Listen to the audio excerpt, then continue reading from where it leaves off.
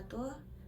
Baik, di sini saya akan sedikit ya menjelaskan tentang konsep, prinsip, dan juga prosedur merancang pusat studi dakwah. Perlu teman-teman ketahui bahwa pusat studi dakwah ini adalah lembaga atau organisasi yang fokus pada penelitian, pengembangan, dan juga penyebaran ilmu pengetahuan serta praktik dakwah itu sendiri. Tujuan dari pusat studi dakwah ini itu untuk meningkatkan pemahaman agama dan memperkuat nilai-nilai Islam dalam masyarakat itu sendiri.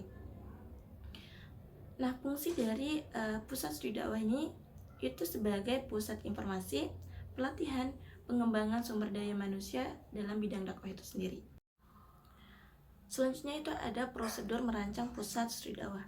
Ini mana yang harus kita lakukan pertama kali itu adalah penelitian awal. Ini mana tujuan dari penelitian awal ini tentu untuk menganalisis kebutuhan dan juga memahami tantangan dan peluang dalam dakwah di masyarakat itu sendiri. Nanti saat kita sudah menganalisis ya, saat kita sudah penelitian awal, kita bakalan tahu apa sih kebutuhan dan juga tantangan dan peluang dalam dakwah di masyarakat. Selanjutnya itu ada perumusan visi dan misi. Nah, tujuan dari pembentukan visi dan misi ini agar pusat studi dakwah ini jelas, teman-teman. Nah, visinya itu menggambarkan tujuan jangka panjang, sedangkan misi ini menjelaskan langkah-langkah konkret untuk mencapai tujuan atau visi yang sudah dibuat. Setelah kita melakukan perumusan visi dan misi pusat studi dakwah yang jelas, selanjutnya itu ada pengembangan kurikulum dan program. Nah, rancangan dari kurikulum dan juga program pelatihan ini akan relevan dengan kebutuhan masyarakat. Pengembangan kurikulum dan juga program ini bisa mencakup pelatihan dakwah, seminar, dan juga penelitian. Selanjutnya ada penyusunan struktur organisasi, di mana di setiap lembaga ataupun di setiap organisasi itu pasti mempunyai namanya penyusunan struktur. Itu tujuannya agar mereka tahu peran dan juga tanggung jawab di setiap anggota biar jelas. Penyusunan struktur organisasi ini tentu sangat penting. Kenapa? Karena ini memastikan kelancaran operasional dalam pusat studi dakwah itu sendiri. Selanjutnya itu ada pengadaan sumber daya, yang dimana identifikasi dan juga alokasi sumber daya yang diperlukan seperti tenaga pengajar, fasilitas, dan dana. Kita pastikan nih pengadaan sumber daya ini itu mendukung visi dan misi yang telah ditetapkan tadi. Dan terakhir itu ada kolaborasi dan juga jaringan. Ini mana pusat studi dakwah ini membangun sebuah kemitraan dengan lembaga lain baik di dalam maupun di luar negeri. Tujuan dari kolaborasi dan juga jaringan ini tentu untuk memperluas jangkauan dan juga dampak pusat studi dakwah itu sendiri. Sebuah lembaga itu pasti kita memerlukan yang namanya sebuah kemitraan, sebuah kerjasama. Itu nanti akan memperkuat lembaga itu sendiri, teman-teman.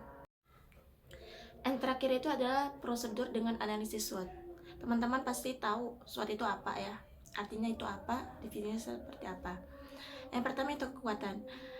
Pusat studi dakwah ini bakalan kuat ketika ada sumber daya manusia yang berkualitas, dukungan dari komunitas dan juga lembaga lain, serta mempunyai manajemen yang sangat kuat, manajemen yang bagus.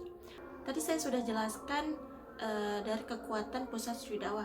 Sekarang itu adalah kelemahan. Ada kekuatan tentu memiliki kelemahan. Setiap lembaga ataupun setiap organisasi pasti memiliki yang namanya kelemahan. Entah itu dengan berbagai alasan. Salah satu alasannya itu adalah keterbatasan dana dan juga sumber daya. Entah itu sumber daya dari fasilitas ataupun dari sumber daya manusia itu sendiri. Dan juga ini kurang pengalaman dalam manajemen organisasi.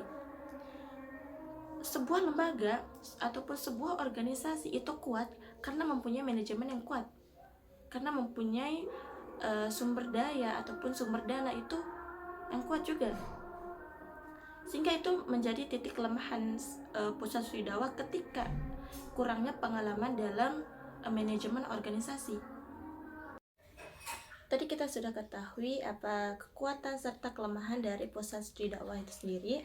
Sekarang kita beralih ke peluang, yang dimana peluang ini tentu untuk meningkatkan minat masyarakat terhadap dakwah itu sendiri, serta meningkatkan kemitraan dengan lembaga lain untuk pengembangan program. Yang terakhir itu ada ancaman. Di mana ancaman dari pusat studi dakwah ini tentu persaingan dengan lembaga lain yang sejenis. Terus yang terakhir selanjutnya, yang terakhir itu ada ancaman.